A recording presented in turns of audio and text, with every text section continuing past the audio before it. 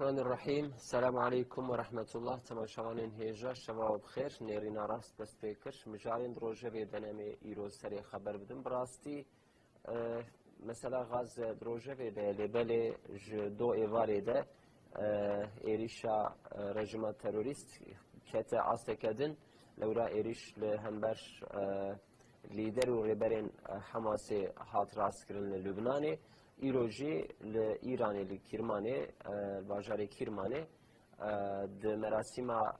سالوگرا قاسم سليماني ده كشتنا قاسم سليماني ده بومبك هات تخاندن سريا صديده انسان هاتن قتل كرن ابيا بمهنك تشت ده فهم كرن ده نشاندان ام سربي وان مجارا خبر بدن هر وحال تركيا جي تماشاون هجرت وان روجي داوي ده بر بهالبجارتي كو ام دچن هر هالبجارتي نيز دبه هالبجارتن نيز دبه و مثلا غزه تمام روجوا دنیای ده و روجوا ترکیه دیجی بله هناك روجوين وها صنعي تينا تشيكرن بسر ليستوكا كا فوتبول ده ديسا بسر على توحيد لا اله الا الله ونجات پرستيه كي دخوازن جاري كدن بلند بکن جاری کردن بنا ملتی ده بکن سببی پفچون و بهفکتنا ملتی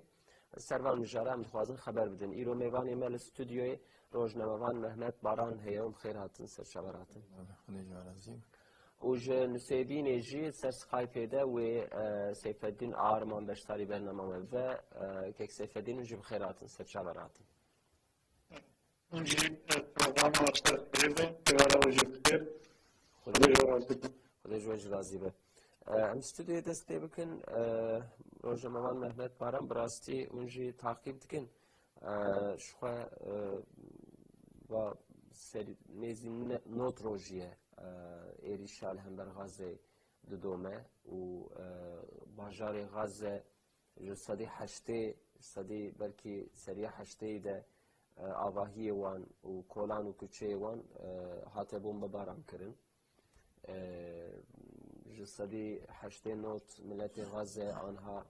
لدروای باجر ده کامپادا ده هنک شرطین زوستانی نباشتا حیاتا خواه دومینن و دوجی لبنان ایریشک لهمبر رایداره که حماسه صالح عروری هات راست کرن 7 کس شهید بون یکشوان يعني مسؤول حماسي شاخة لبناني تيزانين آليكاري سروكي حماسي تيزانين يعني رايداره كي بالكيشة إيروجي إيراني بومب بارانك يعني جي بومبك هات تخين في هر دروجي ونشوا دخوينا بني أنا تدي إسرائيل ترورا شبكة تروريزمي دفردا يعني الهمبر دنياي وتشتيك تدي الدنيا جخورا قانون النظام لغور خدانية كو يكن حقيلي يكيب كاتش دولت بن تش شخص بن وقالك بيشي بقرن بيشي خوينين بقرن بيشي حربي بقرن نخاسم بيشي حربا جهاني بقرن تدي حربا جهاني آية كمين آدي يمين جبو آسي يمين شينا بعد تدي يعني الهاب كوم كرني وانو قانون النظامي وانو يعني بقرانجي حالك الدنيا حتى إيرو لغور تدي لين هيرتمي ولغور كو أو بيشكشي ما تكرن وصاددان خويا كرن بلي أنا عمليت هرن السيونيست لفيا نانيرن يعني قانون الدنيا لهمبر دناب دولتا دا ولهمبر حرب وكشتنا كو بيشا وان بقرن تشد بن برا ببن سيونيست لي نانيرن وقوي خنادن يكي جبو وان تشتا درباس نابن بلي يعني كشتنا زاروكو بيراكو و خركرنا آلائي وان سري وان دا ابنه بس و ایجا آنا تدي لبرچهوال برقمريا بيانات دا نتانياهو جو أمي من موساد رابوتية للدنيا تشخص بيشكشي حماسي هبن ليخن بكوجن يعني ألياج ديسا تدي قانون ونظام جهاني ناف دولتا نادا برشعبا وتروريزم ياخو أشكرا لبرشعبا دوام تكال الدولة الدنيا يعني دولة الدنيا أم دبيجن يعني لبنان تدي طاقتكي تداتنا يعني دعالي آبوريه دا كرنا حالكي وسك تدي بنافخو مشغولة يعني حكومة لبنان را أم دبيجن نحسب الله يودري يعني هانينا حالكي وسك ونكارن تدي آبوريه خورا مشغول الميركنا دي سات سنوري هفدانا سوريا جيكرنا حالكي نمري ونجيني عراقي جو ساكرنا و السرفانات دي حرب وكشتنو وخينو جدال كرنا نافان دولتا وان جحال خستيك و تدي روجي كي ببيرنجي بسري ويدوارا كاس نكر بالهم بروي سر بياب ساكنه اجا خيني فان دولتي كتدي مجمارتن بتبي سوريا وعراقي ولبناني كتدي حالة كي دوان دانا يشتيا افتب بروجي وبروغرامو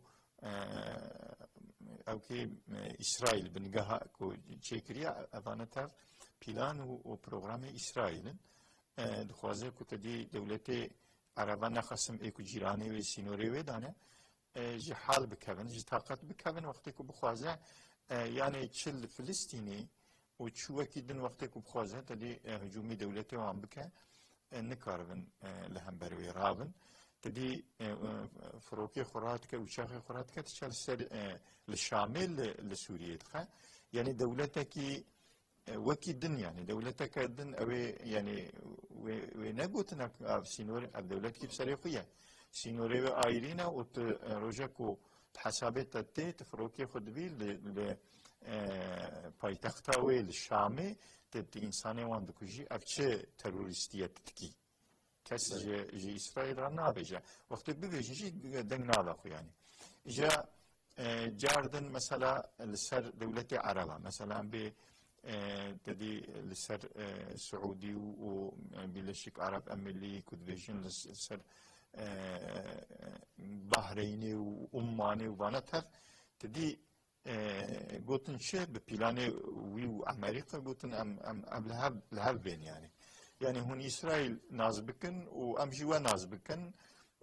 هم بدولتي قبول بكن أم جوا بدولتي قبول بكن أم يعني تتلي خوي تدي بدولتي يعني قويا بدولتي بل تجاري رجمة سيونيس نبي دولتي يعني بترورستي حركات كريه وكأرجوتا حركات كريه نبي يعني جرانيا دولة جراني كي دولة كي براتشي نبيه هذا إجا بفان دولة عرب ورجي رونش تنسر معسي قلتن أملها ورن تشب ذاتشنا تديل أملها هف تشتكي نكن وانجي آلين حالكي هري حربيدنا وان داتشي نكن بلي أو إنساني كو لسري وان فروتينا وان آلين حالكي كو يعني حفكي إنسان لغازي سبي جاروك بيرك حفكي بتنجي نمينة 2 مليون نيف إنسان تمامي بين كشتن إسرائيل وانا قتل بك إمحا بك يكيجي نهيلة يعني آنين حالكي وساكو دنجي خناكن نهيلن ملاتي وانجي دنجي خبكن يعني نويرن جي أمريكا وجي إسرائيل بيجن أم مسلمان يعني أزوان كسيكو سريفان دولتا أواني رايدار أواني كو سلطناتي خو لسر وان دولتا وي ملاتي ددن دوام كرن اجوار ادفيجم تدي دنگ جوان درناي فانا كو مرمن بيرح من يعني اسرائيل اشي واجي حال كريا ايدي لهم بر اسرائيل مايا حماس يعني حماس كو تدي اردوان جدا سوان قرتنا إن أرض إسرائيل أرض حماس الثاني فلسطينية الثاني إذا سوى نقرتي إسرائيل يعني أرض لبنان يجي قرتيها أرض سوريا يجي قرتيها أرض أردن يجي قرتيها مصر يجي قرتيها يعني وانا تفتدي أرض خداني كده في حيران دفع بلا التدي وسا مرات دخوينا مروس هاد بينا دبي دفع بلا اسرائيل بلا دخوازه سيونيست بلا دخوازه عرض مستنديه دبر عرض مجرابه كرو عرض تجربه بوي عرض تاني اختفاناك يعني بوي ناسكنا يعني افياد بيجيك وازي بيبهرم يعني سينوري بلينينا çünkü İsrail devlet nine İsrail terör yani او كي örgüteki terörü yani ne sinur jera belliye ne حقوق قداريت يعني حقوق دناب دولة الدنيا دا يعني جهان دا كانت تشتكي قداري ناكا إدي فيا سفيرو يعني تبيجي أو عرض من مثلا أم بيجن بات شريعة روجافا ما نعرض أردنيفو غزة لسا نعرض أردنيفو بري يعني بري فلسطينية يعني قولا نعرض سوريا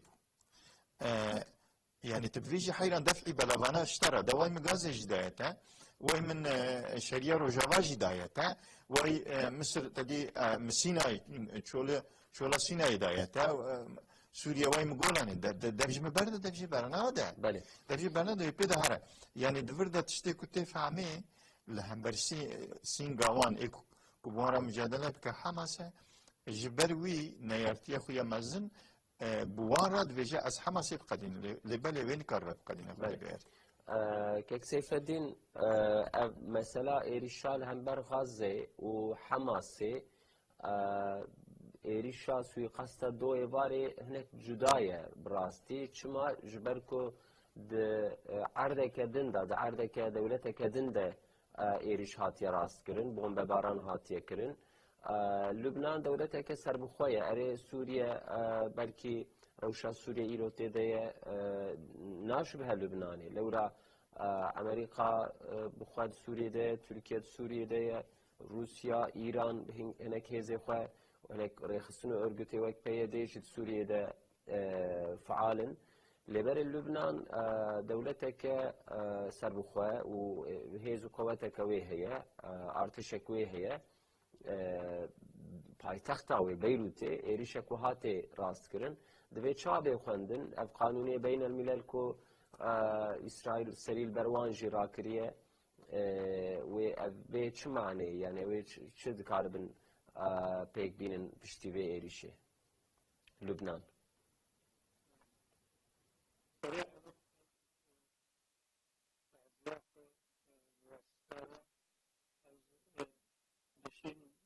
شهيد صالح كيك سيف الدين راستي دنجي وذا دنجي وسحناكن أنها فرسكريكك هي برجوه كي خوازي درخن وها خبر بدن درخن تمامي درخن وها خبر بدن كابرا بلا حوالي مالي بنيرن برا ببي فرسكريكي چاره سر بكن وكي ما جو تماشاوان انهيجا دو يباري لبيروتي ريخ السنة چتا تروريست إسرائيل إيريشي برويا حماسي كرشلوية داري و برويا دا صالح حروري كو او جرايا داري كي حماسية شهيد كات بيرا هناك فرماندار قماندار حماسي و خلق سويجي چند کس هاتن قتل کرن دورا جي ايرو پشتي عصري لإيران لكرماني لوي دريجي بومبيك هات تاقاندن دناف خلق سويج ده ده مراسيما ببيرانينا قاسم سليماني ده بومبا هات تاقاندن اف هر دو ایریش کو مرد بده کیره که هف روکی پی روکی ایریش هاتن هست کرن ایریش غازه اویات چه معنی امیوی پرسیج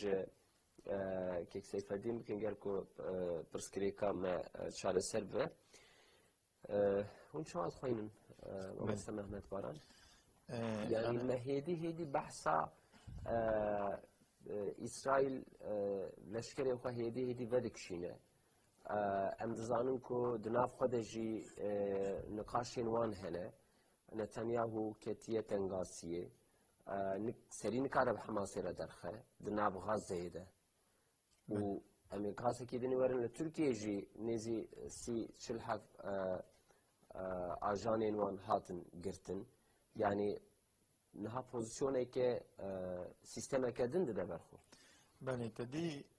او نقاش دناوان دا مگو دناوان دا جی نقاش هنا و پر تدی گویا عقل من دیوان دویژن الحربه و حربه ام نکارن قازانش کن يعني via إيدي وناشرن راست دویژن بله کسی که سری حکومت نجی جخورا اف مسئله کرنا یا امی قازانش کن حربه یا جمع جبر هرن تدی بدوی خو وزیر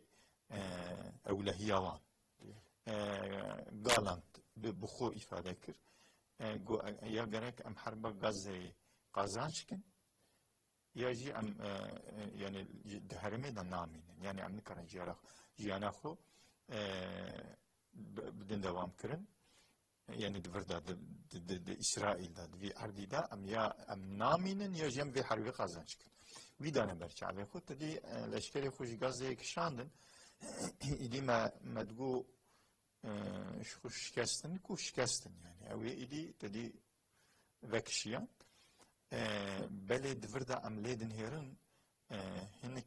planê wanê xayînê din hene yek jî tedî behsa deriyê Refahê dikirin ana jî behs dikin ji Misrê re dibêjin tehdît dikin yani nabêjin tedî Misir dewletekî serbixwe ye û artêşa wê heye mezin e منت ناقرن يعني حتى عمريكا تديل بشتاوام هم منتا كسي جي ناقرن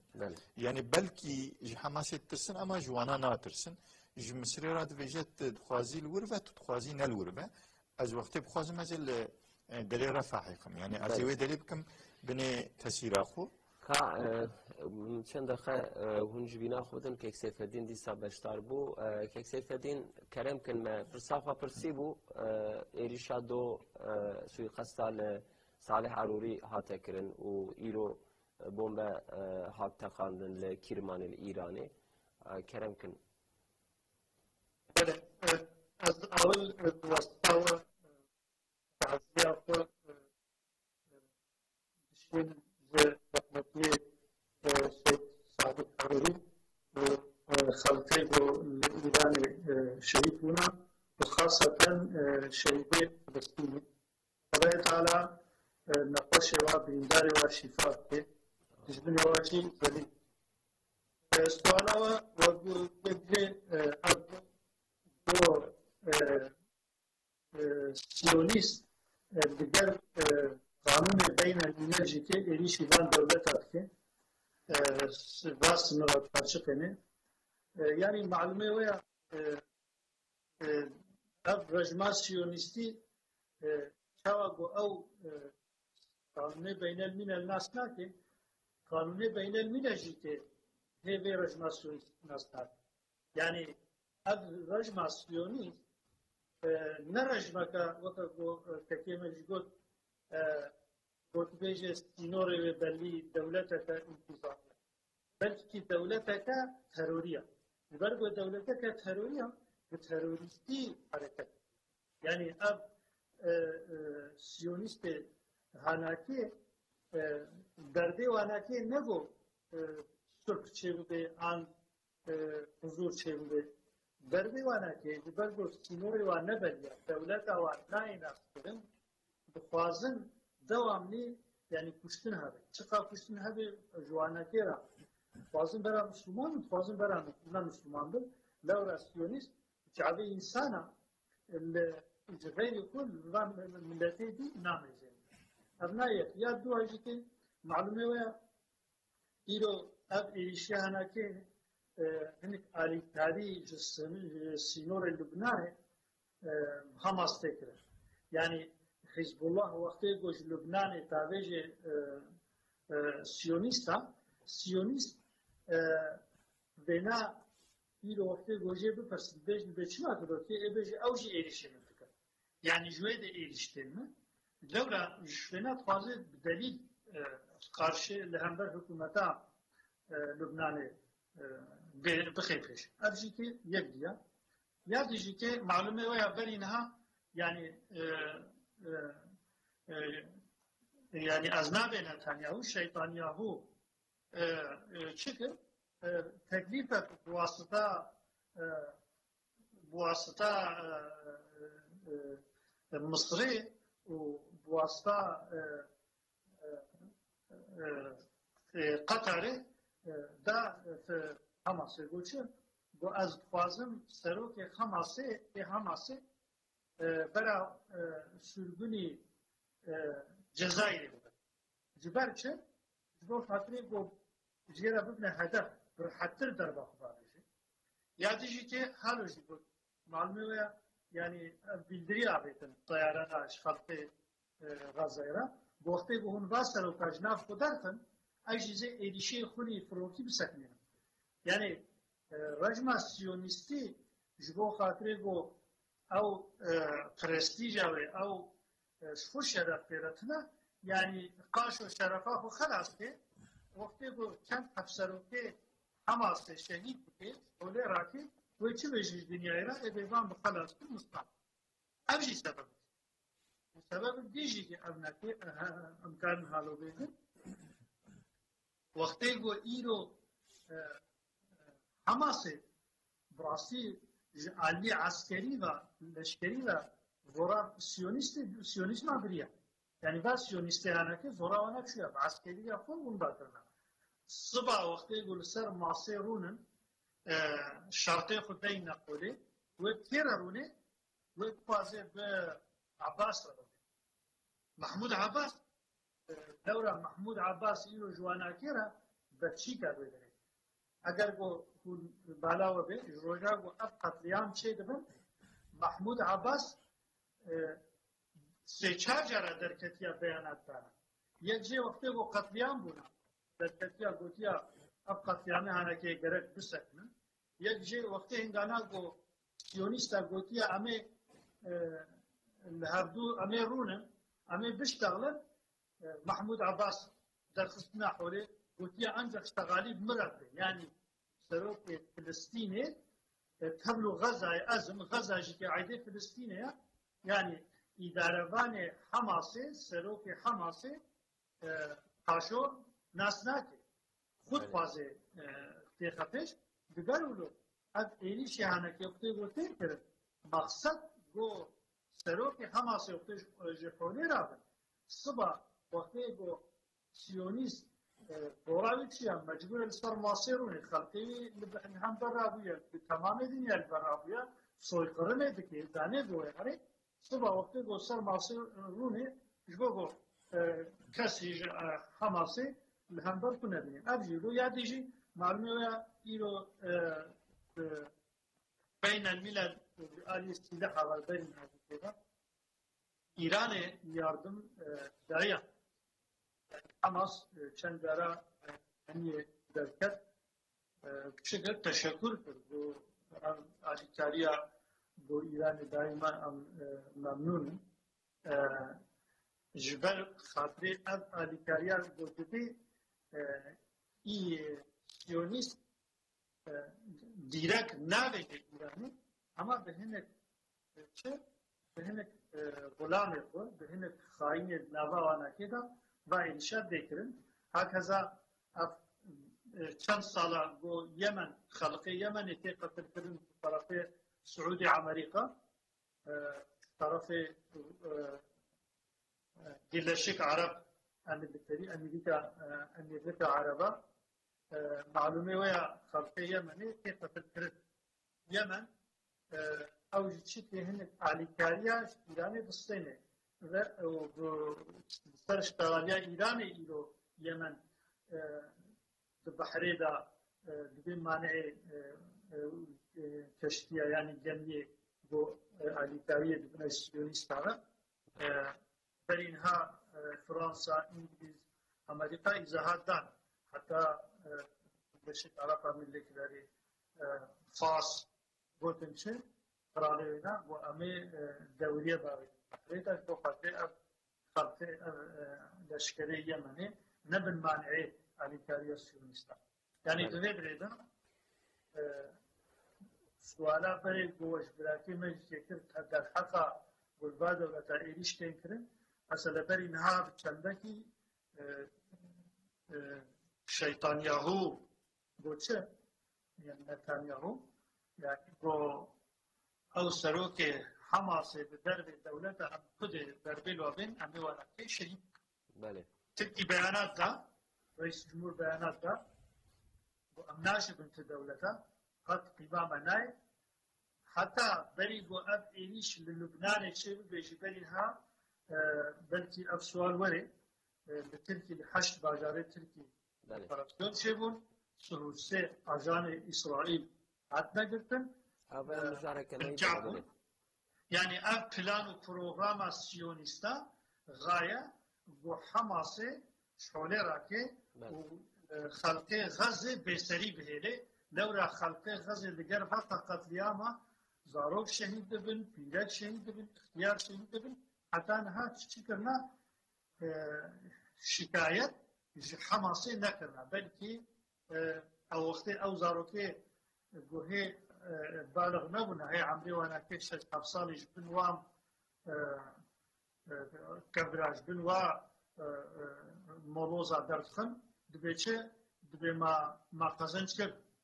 ما ابو عبیده ساغا يعني الحمد لله براتيك ولو اشتغلهم يكيتيك ولو دابي خلقي ده سيونيست بناكيج هودو وانا فرشنا وانا نايندا بله سيونيست ناس تحقيقها بينات حرب لبنان دجيتي وقت يقول لبنان حزب الله وسيونيست الهبدو فز جبو جولاني اگر گول بیراو به سیونیست اجکی غالبا چکر خلق سبیل قتل کرد جبو قتل گو خلق الهمبر لشکره رابع وانا جندرو برده هبدو اجي فلان جستيوستا اما الحمد لله فلاني وانا كي وينشي سري وناشي سري باش منو آبا که محمد باران صالح عروری کیه یعنی بلکی شخصیتی او جداتر جبر کرایداره که حماسیه و لبنانیه شاخه لبنانی ادارت که ام دزانن که جعالی لبنانی دجی پشتگیریه که دسته که لشکری دستینه حماس او جیر چابکانیه که سبب چی بده یعنی وی چته تروریست به سوی قصد هدفه که چه واش خورا دانی به و حماس وی ریاکسیون و برسوه که چه بده لورا پشتی به سوی قصد بیانات حماسی هات تمام هفدیتن و تکیلین جبو بردانا ایسیرا و آگربستیه که ام بدن سکناندن به گو شواد خوینه بله صالح عروری خودی شهادتی قبول بکه مقامی بلند بکه جی شریعه رجاوا هاتی دنیای شهری عروری و 18 سال ده حبسه دامای هنی روایت بین 15 بله 18 سال تیگوتن 18 سال ده حبسه سیونیست دامایه ده حبسه دامایه حتی سال 2011 تدی به بیراوه او گیلات شالین عسکر کی سیونیست ده دستی حماسه ده هوه شاقی ده سال 2011 ده به همراه تدی تکیلی کی چیک کرن گوتن یعنی ام وی لشکری و بردن گیلات شالین ام بردن به هم بروی هونی جیوان اسیری مید حبسی دا لیست دانوان گوتن هونی وانا بردن گوهرتنه کی به همراه چیک کرن دنوان دا صالح عروری جی هبو یعنی دوره 1000 حبی 1027 حب انسان هاتن بردانه ده نجی حبسی وان زندان اسرائیل دنوان دا صالح عروری جی هبو وقت یحیی سینوار یعنی دنوان دا و از نزانم یعنی تدی اوجی دور دا زیاد شرطی که وها هاتو بردان یعنی دنوان دا و ندنوان دا و آنا نای بیرامن بله صالح عروری دنوان دا بو و وقت بردان جی فلسطینی گوتن وی درکبه یعنی وی هر دروا و مهاجر بو يعني پشتی 18 سال حفصه ایجاوی مهاجر کردن در خستن در وای فلسطینی بله تدی يعني رايدار حماسي سروكي حماسي اره يعني هسين واجد سالة 2011 دا اوجد نظام حزاري دا يعني دهنبري جيلات شاري جيلات شاري ده 2006 دا هاتبو قلتن جيلات شاري اوجي نظام ده بله ایجا گوتفون گرک در کواج فلسطینی هر در کت ذاتن صالح عروری بله تدی در کت نوانو شوینا در فلسطینی نه يعني دوربوناج مجادلة لهم بر سيونيستا وان دور نذكر يعني لكد من برابن لكد در الدنيا من برابن مجادلة خو وتكوشينا خو لهم بر إسرائيل ورجمة تروري لدان دوام كرني و يعني أبجي يعني تدي سروكي حماسية بشتي إسماعيل هانية د سیاسی براوان دا مروید دیا دو یمینه يعني جو اسماعيل هانية بكذا مروي دو يمينه يعني شاخة الاشكري دنينه سياسي الشاخة السياسي ده ده الاشكري ده جي شاخة الاشكرية شريعة روجافا ده تدي الودري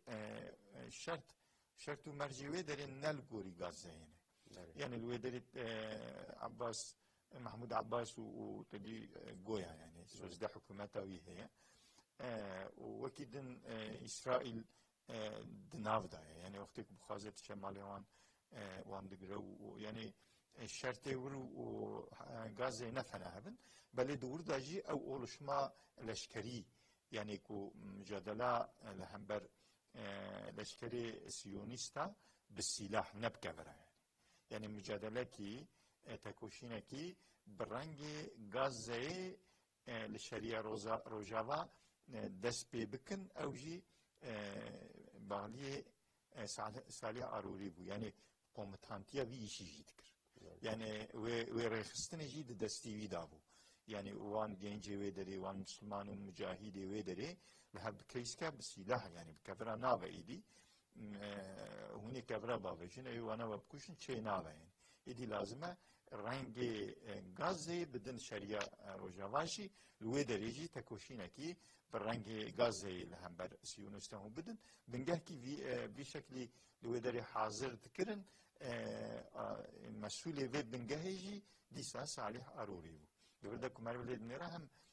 دي سياسيه داوجي لشكريجي دسه هناك شانديه لبلد دي او رسمكي في درت كذا جلي لشكري لنا تلفون خبر بتلفون خبر ده حتى دوی إسرائيل يعني المسألة وي مسألة جليوية لشكري شخرا مسألة قلت يعني دوی تدي صالح عروري جلية لشكري الخكرية دوی جاك از دناوي إيشي دامه يعني حربك وأنا حماس ده أجي برشك جوي حربي ما ومساجد دمه و يعني دبي أجمرني جينات رسم ميدان دخينة يعني إسرائيل في رسمي بشكل خاندبو يعني دبردا تشتيك مرد بنا إسرائيل كتيا درمكي يعني حالة كي كن كاره إيدي جيب بزفرة يعني تخمين نذكر كب بشكل حماس لهم بري كارول سرفي خوب سكنا واندوغا أمي حفتة كيدا بكبن غازي أمي بنيوي درخن سروي أمي سرو بنو بكن أمي غازي بقدينن أمي يكيتي نايلن أمي تمام ملتي بدن برخو وبدن دري رفاعي و بري مسردن بيجن أجوارفان إنسانا إيوانا ونشتكن هون زانن أمي ويدا بردن ودريجي بقرن أمي وان درخن باويجن بلي واي سري سي مها نيزي سي مهايا بهوستكي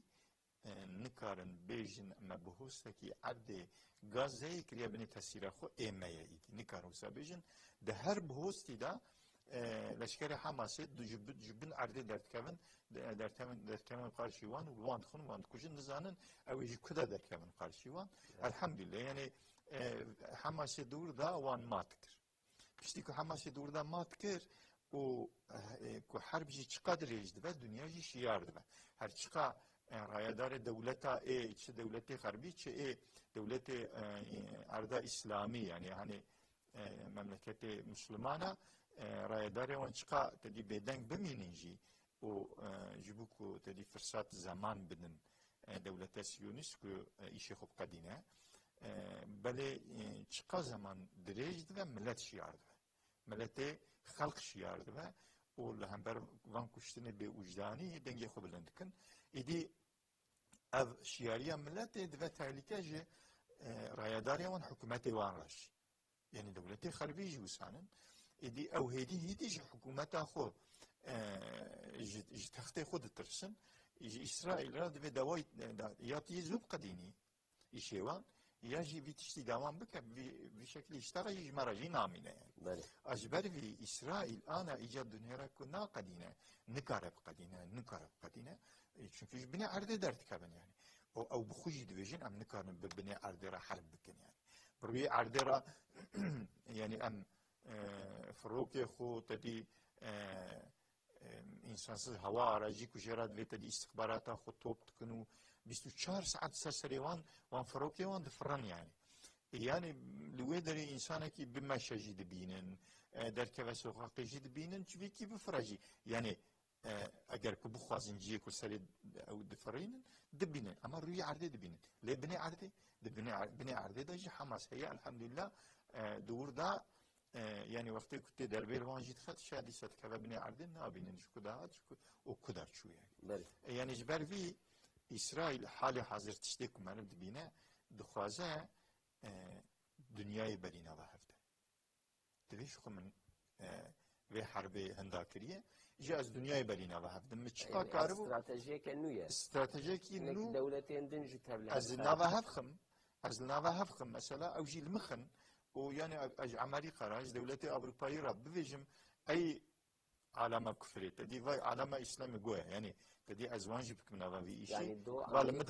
أمريكا كشتيا خوي لشكري ذكشاند خبرك مهادر كت أو جي أو جي يعني أو جبو أليكارية هاتبو أمريكا يعني إسرائيل فيد بيش أمريكا والدولتين دنرجي نظام نخوشه احتمالا ليخصنا وانجي هي شما تشوي شما تمتنهش رنگی که وحد کار دخوازت أنا تدي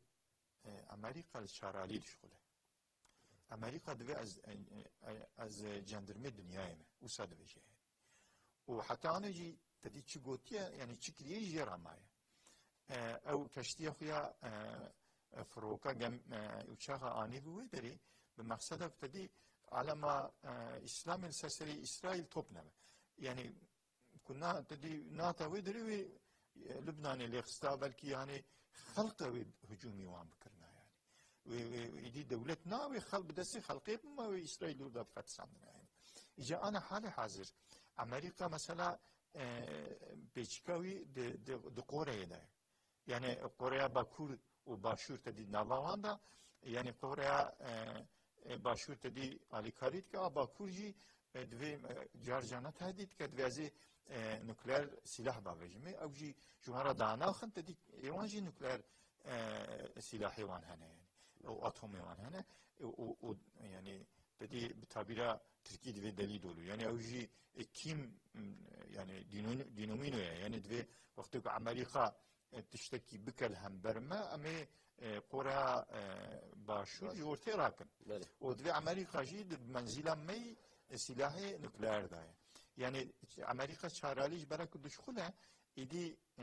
işi şeytani dedi ana şu Yemenci leşkeri خبريه جبو يمن لسر بحر سور تشتكي نك اجراءات نك يجي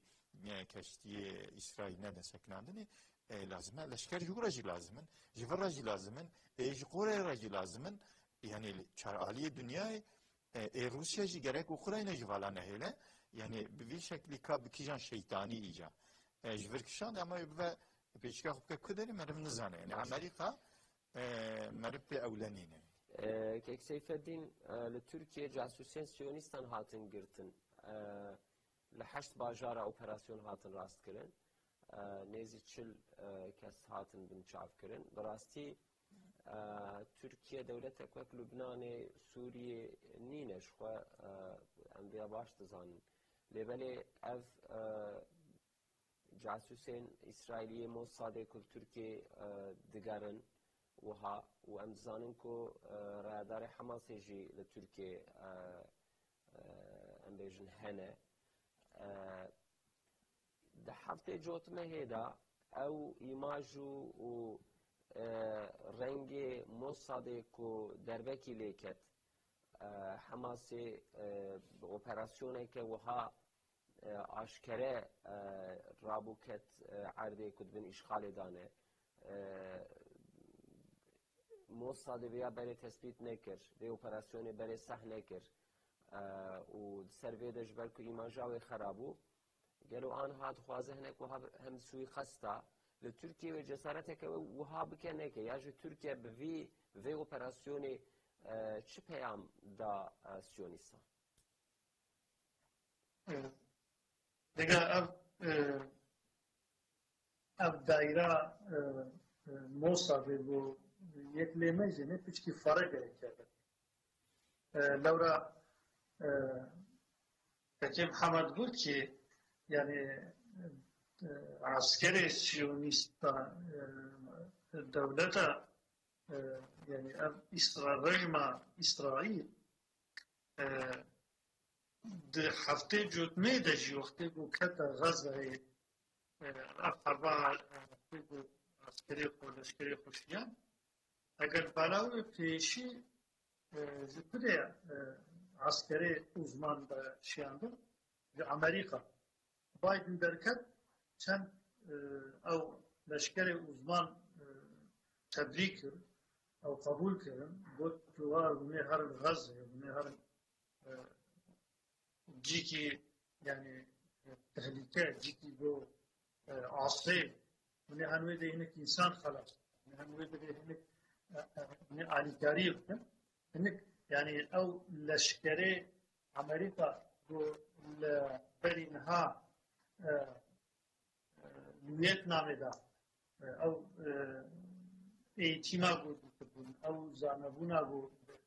دورا خود تجربه با قزنج کرده بود دومیل غزه بجاردینه لورا ابنا مدافع فهمه با اسرائیل موساد هی غزه ناس ناکه یاد دو مثلا انگلیز uzmanانی فرانسا آنیش آلمانیا آنی belki yine karın bina beşin, amnaki şura kurban nafam, yani kısmına peş ben, kısmına ne kadar, doğru Yahudi hiç dünya ettim, hiç hayat ettim. Kur'an'a kelim diyecek ki, her ecvat bazı hafızas tabi amr, yani tabiatı Yahudiye, tabiatı Siyonist. Siyonist belki mürvet tasarmış. Git yore ulo tehlike etede abi, kunat da peş. Mossad aslında همکاران بیشن موساد نقد زمان بریده استخبارات نگو شخصی کرده موساد بلکی به استخبارات بلکی یا امریکا استعمال بلکی یا انگلیس استعمال که یا آلمان استعمال از این مثال که شوره بیشن Yıldırım orduları vakti hingana gol Filistin'i leşkeri gobnabe Yıldırım orduları ile Filistin'i mücadele kırnak komutanı ve orduya hanaki yekci kimi Mustafa Kemal bu İsmet İnönü bu Fevzi Çakmak bu eştara bejim ego cumhuriyet icat kırın ve de meydan lister les komutanı bakasa eser hamkara yeki Alman bu ev kesti Alman aslı Yahudi bu ve wişya Filistin teslimi İngilizler yani Mossad ne teşkilatı hazaru سريع حزارو نسدي واندكن بله استاذ نقصد ويدا ميجي يعني بله موساد ایروشی که ها وقتی گو ایرو خلق برکبه بهجه که ادن انجیل که آسیکن اشترا بهشم یعنی کورجی که آسیکن بلکه جو استخباراتا موساد بهجه yani Mossad belki ne Türkiye'de nerede ama Amerika Türkiye'de, İngiliz Türkiye'de, Alman Türkiye'de ve abna istihbarat edildiğin ki bütün Siyonista. Siyonist vakti bu Gazze nasır bana, o kasi kavarti bana, an insan seri avda nebda nefeş. Ha seri insani medan teşkilata şeytani mazlum şani dikit ama ne oluyor? Am bu tarihu insanat şuğlu. İro dahi leşkeri غريب وده إيجوتين كشتن هنا فرنسا هنا أوكرانيا هنا يعني دولتها كوكا أوكرانيا حربي ده إيلو دوني كاري خور مدافع بتي لهم روسيا إيلو لشكري وين أكيد غزة ده الشرط جموسا دولتها كوكا تركي اگر گل بالا و ببرینها وقتی گل شیطانیه و گل همه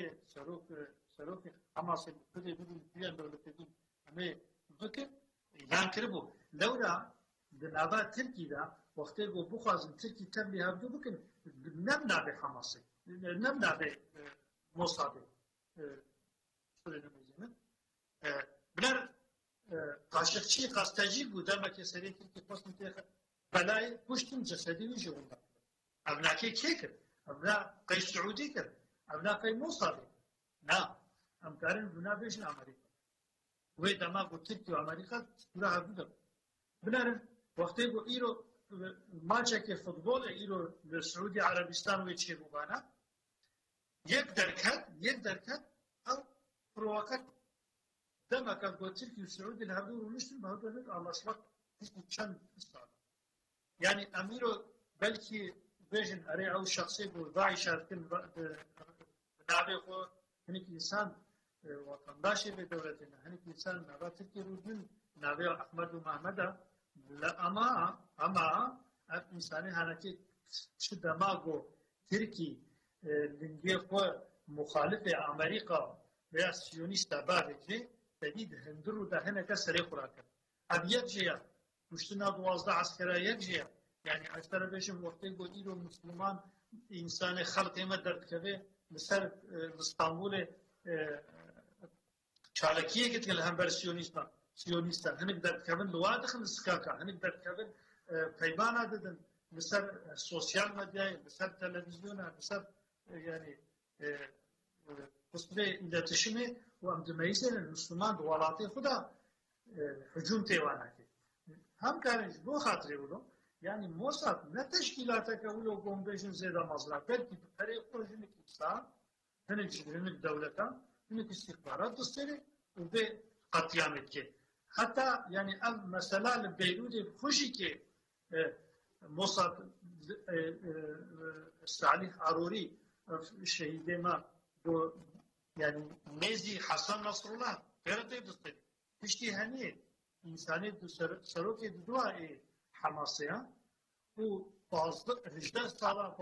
سالة زندان دمايا أمريكا بخون بسالة 2015 دا جبو دي مسلماني قوتيا 5 مليون دولار أو كسي بو أدرس أو شاني مكيان جوينا بلغة كشتن أزي بدو خلاف حكومات بدو 5 مليون دولار سالة 2015 دا أبما ديفع وأبشي قاسي تكر نب مصادر بلكي أو كسي بوش مصادرة شغل واسطة تكر تمام قبول مصاد تشكيلاتك مصاد دورا خود شغله مصاد هيا إسرائيل دورا خود بدورا دولة مسلمانة تهليكا مزحفة أما وقتی حماس كت سينور درباس كت سرزكي وا أوقا bilgiye var, o dokümanı var ki birin o askeri var, tabula var, dolan hamut kuş var cehenneme veşya, hinge Mossad'lık bu, froke Mossad'lık bu, kamerayı Mossad'lık bu, ajanı Mossad'lık bu. La, Mahmud Abbas, vakti golle yekitiye Arabak toplantı cibin çevir Suudi Arabistan, yeki rojdamager derken, Mahmud Abbas bu fazla sual etti. Kime fakat yan çevreten aşağıda? بله وزير السعودي نهج عليه كوتشر ومحمود عباس جرحاتي قلت جرك نشتا يعني إذنا خبر عشان الموساد افروتي زحفن معلومة عبا جاسوسين موساد كهاتن در دستگیرن هاتن گرتن و اپراسیونی دوی معرف چاب خوینه براستی دمی داویه ده پشتی حکومت آواب و وزیر کاری هندر علی یلی قایا پریجاره هر سبب مرد رادم اپراسیونی کی خبر تیشه کرن یا هم بر کسین کو چتش خوره آوا کرنه یا کو سر هنک سوجا لوام تگ گرین حقی در حقیوان قرار حفظه یا جی هنه کسین کو کرمزی بولتن کو دبیجن جدر و تعلیمات گرتن وان هاتی استندن اف جار جاسوسی موساد هاتن گرتن گلو ترکیه لسر گفا نتانیاهو کو گفه خواند امیل همبر رایدار حماس ایریشان راست بکن جبروی ترکیه خواست پیش روی بگیره لورا امزانن رایدار حماس ترکیه جهنه ترکیه پیامه که جوان راشاند نبی الولايات من الدولة من وتشتكي وحابكن ونشاب خوين بله تدي إسرائيل بخو وقت بيانات دا ناوي سي دولة بود ناوان دا تركيا جاف يعني مريكنا açık gotun امي راست امي رايدار حماسي بواسطة موسادي متعليمات داية نتنياهو الكدري لفان هرسي دولتا يعني لتركيا لبنان لقطر ليخن بكوشن يعني از إذنا تدي مسؤوليات دقرم سرخو حكومة أوه يعني تدي هم دولة الدنيا يجي قانون ام بيجن تدي قانون ياسا أنا بل دهر جيدا قانون وياسا كما ملاتا تذكر بن بيخو دفردا جيجو ليخن بكوجن مسؤولية عايدة من يعني از جوابا دنيا ددم يعني يا ددم يا نادم يعني علاقة واجهتنا هون ليخن بكوجن من أمر تعليمات في تشتيدا يعني يكشي تركيا بدنا واندا تركيا جي سرو كومار تدي بشتي في خبردان وبيانات وان وكتدي يعني اف بخود ميدان دخوينن يعني والهمبر دولتك كوب سرخوية بسرخوية الهمبر وي دولتي حرب إعلان دكن يعني تدي تشد دولتي أوروبية يعني عم بيجي يك برهر لدناف ألمانيا يجي دناف إنجلترا يجي دناف فرنسا دا يكي بكوجة يعني أنا بيجن جاء أف بخو يعني تدي بيانات بدن و لهمبر شاپمانی açık beyanat بدون بيجن أما فيتشتي بكن يعني أما هران بكوجن بمنتي يعني بله تدي أفتشت لهمبر تركيا فيتشتي قوتن سلو كومار قو أجر كو فيتشتي بكن لتركيا نخاسم كو بكن أما تشتكي بسابين سريوان كو نكانوا بشتا خراس بكن يعني تدي بيانات كي بفيرنجي دا يعني تدي ويشاخيجي أنا جي أزدمن إن شاء الله وسابع يعني تدي إسرائيل تسينو جراتنا يعني تحقق جراتنا يعني تمام دولة الدناف دسو بيخو وبمنتي شما أمريكا البشتاوية شما أتوم بومباسيوية شما نوكلير سلاح أمريكا داي ويا دزية يعني تدي هنك دبي يعني أمريكا نبرزها خداي أصلا أو يهودية كل أمريكا لسرسري حكومة وان زمانة تدي حكم كرنا ودالي أبورية دا وفلان وبيمان تدي دبنت هسيرة وان دا راست دبنت هسيرة يهودية دانا مثلا تدي وزير كاري دروا وقت هات إسرائيل جو از یک وصفه خوی یهودی کی الفرامه يعني راست اوسان انت دي مثلا يهودي لامريكا ده كانت نهار قلي واجراءاتها دكن امريكا وقوتاوي الجورخو سوكو اداره دكن وشاخي دي او كيمياسال او اتوم او بتششكي بتشرنجي وبتشبيرتي دانا اسرائيل دانتي اجا اسرائيل جي دي كان اتومي هبن يعني وقتی که امریکا پیشکی خبر داویده دوی خب پیشتای بده عالی بده بس ایدی دوی چه خیلی ازش اتمی باویش به امریکاش خود ترسد ویژه وقتی که اتمی باویجه وی چه خیلی مثلا اتم اوایت اوی امریکا تنینه يعني نوكلير سلاح امريكا تنينين يعني لهمبروي روسيا هي لهمبروي چين هي لهمبروي قورا باكور هي وهر وكي دنيا يعني مثلا تدي باكستان يا هندستان يا يعني أسلحة باناجي نوكلير هنا وقتكو إسرائيل دينيتيكي أوابك أمريكا بيرا كتيا بلاي أصلا يعني داعي كي بسلاحي نكرج دسي بستنا وقتكو خبفا بينات بيجا دباسة إيدي أوجد في وقتكو تخش بشتان بدي علي قوة متنازج فان سلاح استعمالكم أما دفان سلاح استعمالنك كاتشت خوازي اشترى بشينو يعني مرة وسط خوينا يعني وسط مراتي بل تدينا أبينا سوجي أمريكا سبك ناكا يعني سوجي أمريكا بيرا دها جراندكا يعني وي مثلا في دولة التروري آني دفردا در خست يعني وقتكو تركيا جبري أفي سوي قاستي فان سيو سيحة فان نقرتا مروسا تخمين دكا بلكي سوي قاستا كل لبنان بو بري ويل تركيا ببيعي يعني تدي عم نزانن استخبارات التركية جتين جدا البيوان إنسانية سيو سيحة قرتنا هي سيزده حبجي فيران هي نديتنا هي كدانا كدا بعد شرن وانا هي تثبيت نكرنا ونقرتنا يعني بل تدي أفانا تشتي أفانا جماريكو هاتنا إعلان كرن عم بيدزانن بل تشتي وشاري أرجاني وشاري كي هنا يعني مروية جي تدي جمارا وان نزانه تركيا وانا در دست كرن جبري في سوي قاستا كل لبنان تشيبو اگر كن نكرا بلكي تركيا تشتكي أوا كربونا يعني يجي تدي حساب إسرائيل لهمبر تركيا ولبنان عينينينا يعني هردي بلكي نكرا كفاكي جانا بيداجي بلكي يعني لبناني ببومبيت كاره لبناني جتور دا داوجه باوجه تركيا گرك تدي بوان مروي خو فان اجان خو كار وتشتكي بك بله مركنب يعني تدينا في تركيا جي دانا يعني قلت نعم بكن وجوي بيان تاخوجي بباشتا قاونا بيتنا بله كام جرافاي داويجي خبر بدن ومستسيف الدين ارمان اول دیسا لسش نقاشات در حق برنامه هدا پاریده براستی وها پرسکریکک دناو ترکیه ده وکی هیا پرسکریکک نافخایی وکی کو یکی سنعی چه کرن سروک جهپی در کت ده آخفتنا گروبا خدا گو برنامه وانی برنگ خلافته گو یعنی رنگ کسکره گو ویا آنی زمان براستی اویا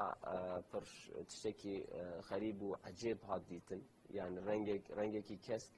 برنامه هدا پاره اویا رنگ خلافت يگو دورا چبو دورا مثلا لیستوکا فوتبول درکت لرياض سعودي عربستاني بري پیمانه که هاتیه چیکرن لگوروی پیمانه دوی ده طاقم ترکیه لوی در بلیزن او پرا جبوكو جو سعودي برا بستينن لبالي بريا ليستوكي هناك شرط مرجع دندم بيشوان والحاصل وانا قبولنا كان سري درابون دجبرتيه كالهمبر عربة الهمبر سعودي خاصن وها بلن بكن بشترا شبو جبو غازي يكي في مهي سري مهي كو لإسطنبول لسر برا غلطاي جبو پشتگیری غازه مسلمانه کلوی در مشیان دستی واندا على توحیده على لا اله الا الله وقتی وگره ده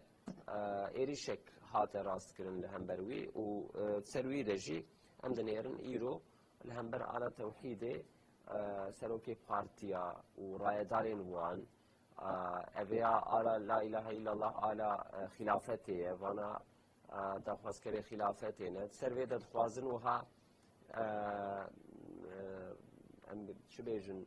ايكو دلداي وانن ايكو هناك حساسيتي وان هنا بالنزاني يابزان ابون دخازن وهال هاف صور بكن لك سيف الدين مجارة روجا سنعي ونشوا دخينن قالوا تيكرياوي وهل بجارتني من هذا هيتنا راستي يعني المجال مهمة اما هنك جيتي يعني حنك فكرية يعني انسان لو وقت يقول ده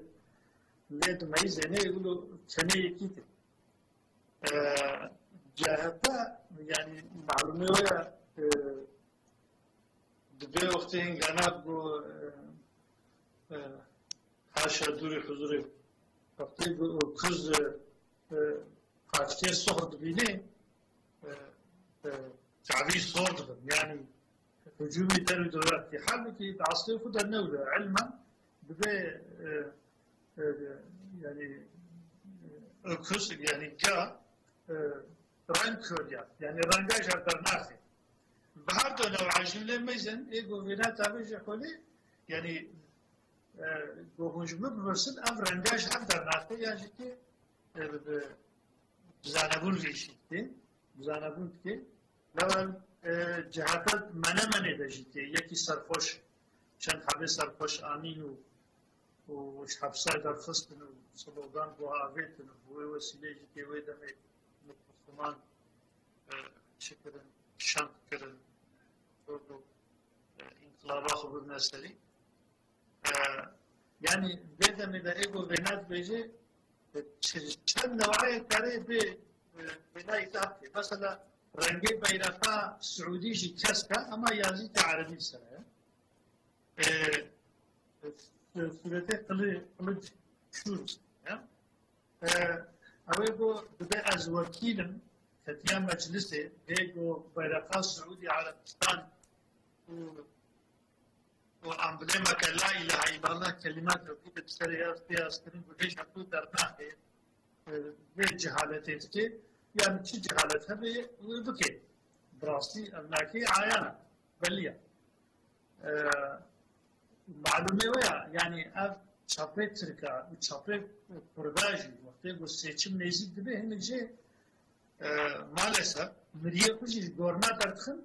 دبي شهيدة كي منوچي بيال سكاكا بازدن جبو قو شب جبو روجانه بقربه وقتي قو تنگايد و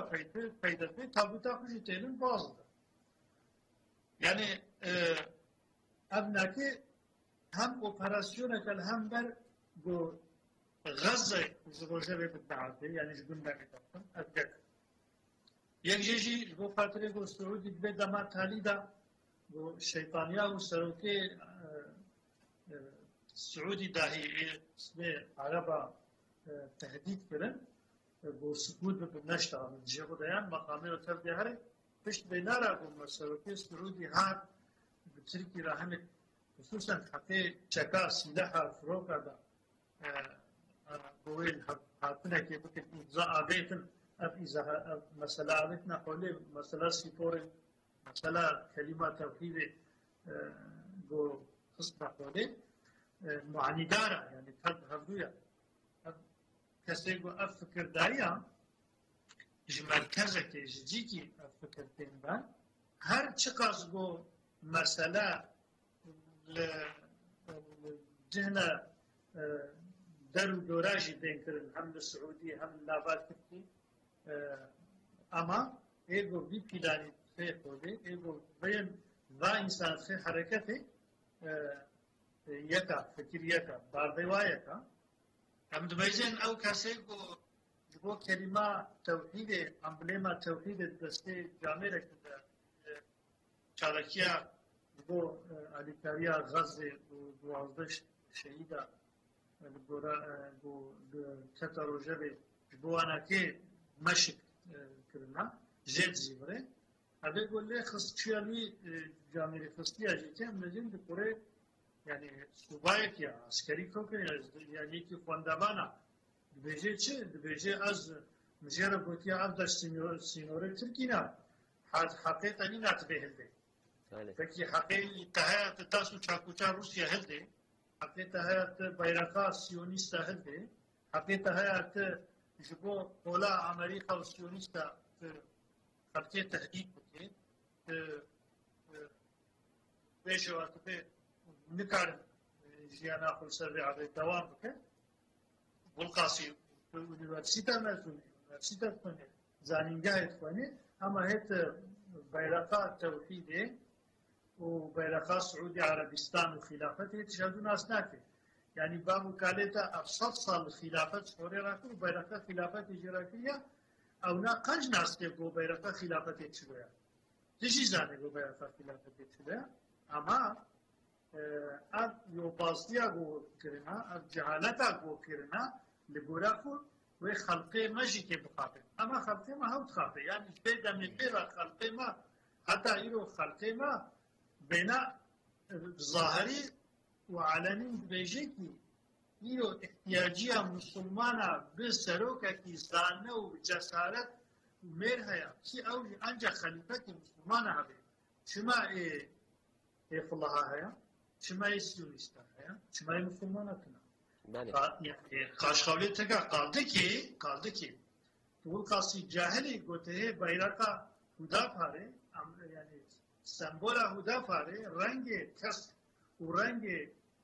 خلافت تسلي هبدوت كي بله يعني huda par نيك خراب هي الفردا ام بي دخينن البته يعني النيات شيا نيات شيا نيات قول روشنا بكل هيك قول حسام مسلمان قد يعني başka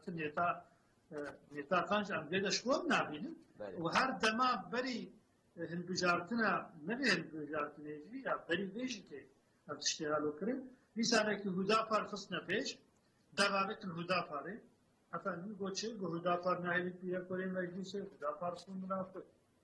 Hudapar işte bejim ketiyana mesele teröristi Hudapar halo halbuki dünya ve hilbijartına da ego انتم وکیل دانی خدا پرد شما دبنا بجه سهری زیده دروجه بده بله اتا yani چند سال گو زارو که دی ملتی بین کشتن شهید دبن برین ها بو بچند روژا دوازده انسان چند باجارا که خدا پرد عزیه وانا که جنازه مها تستر بانا نشتغله تستر رنگ رنگ پروگرام کتاب پروگرام هودا پارت بجه چه رنگ خلافته بله يعني مستمر خلافته بي يعني حقيقة عند دورك جهالتك زيادة جهل عم تجن وضعيت على مسلمان محافظتك زي جهالتك بله خدا جو راضی به که محمد باران اون سرویان ایریشا شده بیشن نخواستم ایریشان هم بر على لا اله الا الله بله على توحيده يعني تدي حلقة جهة بيش بري حتى أنا أم بيد زانن باش بيد زانن يعني جهة بلسرنا يرتي إسلامي أضابوية دو وقت دا مزران جمهورية حتى إيرو يعني أو طبيعتي أخلاقي ومشيونة بنجاها وفلسفة ودقش نبويه ودقش نبج يعني تدي أبجد شاطئ أم تبينن على البرشة بيخو جار جانت ملت تدي ناظن اقتدار خلق رأيه خنادوان بالسر أبنيارتي إسلامي إيوان تنيجي إيكو تدي د فورماتا وان ده إيكو د فكر ودشنجي وفلسفة وان قبول كريا لسرخو إيكو يعني راست يعني خو عيدي وان دبينه برأي وانا جي ناين سري يعني تدي ناين اقتدار ناين حكومات جار جانا تدي تقية بكن هنكي سربكي بن سريوان كمنك بدن سريوان بيجن تدي الله يعني ايكو بكمنك ايكو تسترن جويا يا جار جاميكي يا جار جاميكي الميج بكن يا جي هر وها يعني قالي مش حجيبو هر وها يعني از هر وتشم الميجائيني يعني ملاتجي حفتي جانا كتشايني او هر وتشيني وبيراد فيجاز عراقا خوش دخم والحاصل يعني تدي يعني فلسفة وان أبا يعني الهمبر دينا يعني عقوبتا قدرا مجي يعني قدرا مسلمان تركيا زمانه كو تدي دا مزرعة جمهورية وفردا يعني ام ملائكتي مووانا تجارب بهمرا نكن يعني ونيرتي وانا اسلامي دوام كريا اما يعني تديش بابو كلمة حتى انا مقدوريات بارا مالية اجا لازم اكو تدي مسلمان دفردا درسك بالسن يعني جهة ام بيجن رابو كمني كي داسري مربكي خويا جي تشول ميجا كي كريا جي يعني تقيا وان بنا نخابن يعني جهة ذهنيات واخلاق بريه شو جامي مكنه تولي هسبا و اذان الشريف راكرنا وبتشاشكو جبو و كمي انسان مرا مشغول بونه دجبر دا وجبو وانا جي انسان قتل کرنا اعدام کرنا عالم و ريزان ما ايكو اعدام کرنا ايكو سرگون کرنا تهجير کرنا وان حاصل اخلاقي جهه بي يعني قالك ام بي نخافن و ايكو بوان ايمان اني نشخو لطرفي وانا او بدنوان او رايق بدنوان بلا جوان رابن فقط خلقي مسلمان بيترن يعني قالك جهاف دا نكفن و يكفن و دنجي وام يعني هرها بدو بهرا رابن بهرا رون جبوكو يكبونا واجهبن وانا على هم بروان بسر نكفن اگر کو بسر بكفن جهه بأبا يعني انا اجبلا كنا اقتدار تدي بلكي يعني ملت نكار السر ملت تحكم كي بكن أبا تدي نا اقتدار جي ده سقاق خد درباس تبن أو كسيك وتدي بذهنيته جهة بمزن بونه تدبيني حزمناك ملكي اختيار شده بوزيت شخوين تكاين يعني أب أخلاقي وانا و أب مقاها هاني جهة بدايلان إنسانه سرنامه کمالیزم يعني جهة وكيوان يعني تدي جهة تنينا حوالي وانجي قرآن واجي تدي هنا يعني مثلا أفاني تشبكير تبوساني يعني مقصد تشبكير ذاتا نيارتي سر نيارتي إسلامي مجادلة خو أخو تكوشين أخو الدنيا يعني القلهم بري إسلامي تين آراكي وهفد بينين وبهورا حركتكن يعني أكو مشيون عوان أوه بله باش مانا وابا سرچاوراتن و لیکولینر سیف الدین آرمان اونجی سرچاوراتن مانا وابا بخير ومزن که بخير ومزن که مانا وجه يبارا بخير سرچاورات ما شوانن هجا نرنا راست الویدر قدیه حتی هفته کدن ببینن خیر و خوشی ده امانت خدا